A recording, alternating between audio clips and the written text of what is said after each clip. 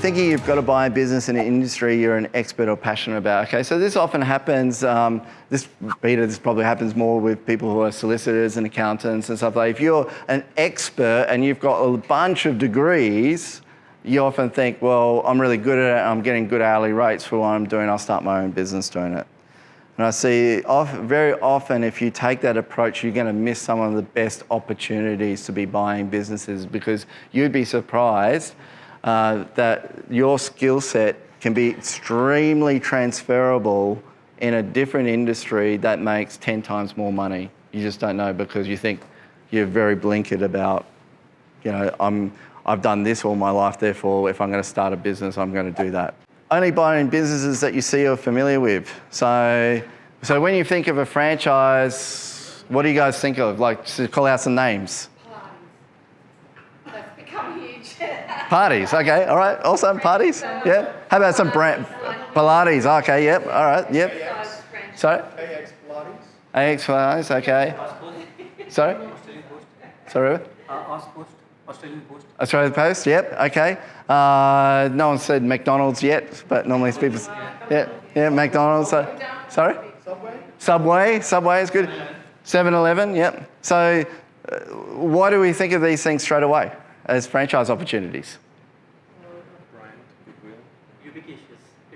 We see them all the time, right? So we're driving down, we're seeing them all the time. So when we think about a franchise, often the first thing we think, oh yeah, I know their franchises. I know 7 because I drive past 3 7-Elevens every day. So again, I wish I had that brand awareness, you know. So I mean, they're killing it because of that brand awareness. That doesn't necessarily mean that's the best business opportunity.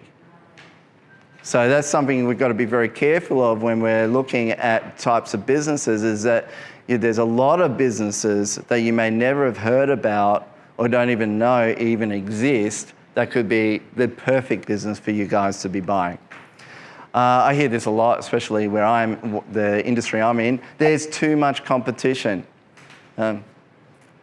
So a lot of people don't want to buy businesses because there's too much competition. What does too much competition really mean? Yeah. Yeah. I'm thinking that with the cleaning one. Yeah, that's a good point. Yeah. I can tell. I've got a slide that shows you how many in a second. Yeah, it's a lot. Yeah. So competition means that there's a market. Okay. If there's no competition, that means either you're Steve Jobs and you've created something that everyone's about to want that you didn't even know. So you're a genius. In which case you should be up here and talking and explaining how that all works. Or, more likely, no one wants it. Okay, there's not a big market for it, there's not a big demand for it, because if there was, there'd be a lot of people going after it. So, competition is a sign there's market demand. So, and then the question then becomes, how do you stand out from everybody else? So if there's a big market and there's a lot of competitors, there's 2 questions you want to be asking. First of all, is there any single person who owns like 80% of the market? So is this a fragmented or non-fragmented? So is it a winner takes all market, or is there opportunity for everyone? And then the next question you want to be asking is, how would I be able to distinguish myself and so I wouldn't be competing on price? Because the danger of competition is that you revert to price competition, and you don't want to be doing that in business. This is a big one. I'm glad we've got an accountant here in the room. Not understanding break even. So I'm just amazed how people don't understand does anyone know, actually, can anyone here explain, not you, Peter, you're not allowed to, what break even is?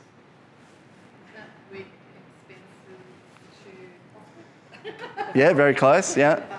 Sorry? Yeah, you pretty much got it. Yeah, that's it. Yes? Recovering the cost, that is the amount which we have spent on the business, recovering that amount. So for example, if we have spent 100,000 on the business, yeah, and if we have gone past 100,000, that means that is the break even. Are you talking about the investment, or are you talking about like your the purchase? The initial purchase. Okay, yep. No net gain, no net loss. No net gain, no net. Yeah, okay. I would probably call that, I mean, that is not incorrect, but I would probably call that more your return of investment and return on investment. What I call a break even is, for instance, you own a coffee shop, right? So a coffee shop has two types of costs, variable costs and fixed costs. So variable costs are your costs of goods, like your milk, your coffee beans, all of that sort of stuff. Your fixed costs is your rent, okay, your staff, okay, they've got to be there anyway, right? Your machines, the maintenance of your machines, or the equipment finance, if you've got that, they're all your fixed costs. So there's something that's called a contribution margin. There's other terms for it. And basically that means that if you've got, let's say you're selling a cup of coffee for $5. I know it's more expensive than that now, isn't it? How much is coffee? Like is it $8? $5.50. Oh, okay. Well, you have to give us that coffee shop. Is it good still? It's out at Blacktown. Oh, there you go. Oh, it's Blacktown. It's far from Brisbane. Yeah, if it costs you, say, $2, okay, to make that cup of coffee with your milk and coffee beans, and you're selling it for $5, then your contribution margin is what? $3, right? So you make, every time you sell a cup of coffee, you're making $3, but you're not really making $3, are you? Why aren't you making $3? Yeah, all your fixed costs. So you have to understand what your ongoing fixed costs are in your business. How many cups of coffee do you need to sell before you cover your fixed costs in your business? Covers your rent, your staff, because what happens once you've passed that? Profit. You're onto it. So that's only when you're making profit. So you could actually have a coffee shop and you could be selling 1,000 cups of coffee every month and you're going broke. If you don't know how to do this formula, you are going to make very bad decisions buying businesses. So you need to understand this. You need to be, if you take away anything from this night, understand the importance of understanding break even. Overcomplicating things and not making a decision. So I see this a lot, like people want to know everything, right? So you want to know everything about an opportunity, everything about an industry, everything about this, everything about that. How's that worked out for you? People who have done that.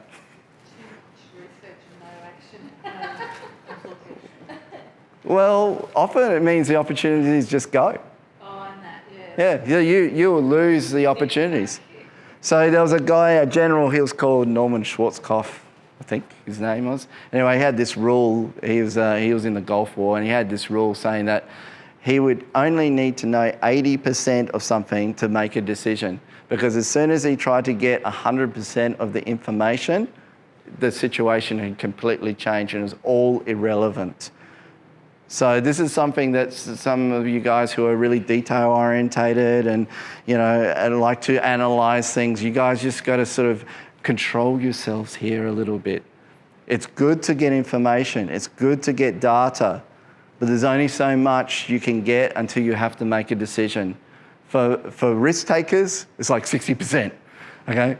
For people who are conservative, it's about 80%. So you've got to say, okay, somewhere between 60 and 80%, I've got to decide when I'm going to make a decision and actually make that decision. Otherwise, life is just going to pass you by, and business will too. So you will not be successful as an entrepreneur if you can't make decisions after knowing 80% maximum of information. This is my bonus mistake. So not selecting a business with a recurring revenue on it. I was talking about fixed costs before. So fixed costs is like recurring revenue, but in negative territory, so a reverse. So every month, without a shadow of a doubt, it's going to cost you X dollars, minus X dollars. So you better know what you're doing, as it were. So, but with recurring revenue, so with especially contractual revenue, you're locking in your profits in the future. So that means okay, this month it's going to cost me this so much, but I'm going to be making so much every single month. And that's why software businesses go for such huge multiples and because they've got a recurring revenue model.